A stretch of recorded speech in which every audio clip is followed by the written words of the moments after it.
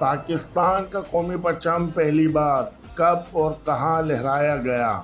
پاکستان کا قومی پرچم سب سے پہلے فرانس کی سرزمین پر 11 اگست 1947 کو لہرایا گیا تھا، یعنی یہ واقعہ پاکستان کے قیام سے 3 دن پہلے پیش آیا تھا۔ معروف محقق عقیل عباس جعفری کے مطابق متحدہ ہندوستان کے بوائے اسکاؤٹ کا دستہ عالمی اسکاؤٹ جمبوری میں شرکت کے لیے فرانس میں موجود تھا کہ بین الاقوامی اخبارات میں یوم پاکستان کی خبریں شائع ہونے لگیں تو دستے میں موجود مسلمان اسکاؤٹ نے فیصلہ کیا چاہے جو بھی ہو 14 اگست کو ہمارا الگ ملک بن جائے گا تو اس دن ہم کسی بھی صورت انڈیا کے جھنڈے کو سلامی نہیں دیں گے، بلکہ اس دن ہم اپنے الگ ملک کی نمائندگی کرتے ہوئے اپنے سبز ہلالی پرچم کے نیچے الگ کھڑے ہوں گے۔ اخبار میں شائع شدہ تفصیلات کے مطابق بوائے اسکاؤٹ کا دستہ عالمی اسکاؤٹ جمبوری نے وہاں دستیاب ذرائع سے